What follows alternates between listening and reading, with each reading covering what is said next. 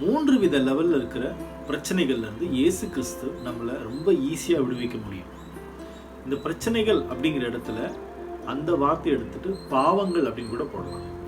இப்போது ஜெப ஆலய தலைவன் யவீரு அவருடைய மகள் செத்து போகிறதுக்கு கொஞ்சம் நேரத்துக்கு முன்னாடி அவர் இயேசு கிறிஸ்து கிட்ட வந்து, என்னுடைய மகள் ரொம்ப துக்கப்படுறா, கஷ்டப்படுறா வியாதியில், நீங்கள் அவளை பார்த்தீங்கன்னா அவள் குணமாயிடுவா அப்படின்னு சொல்லுவார்.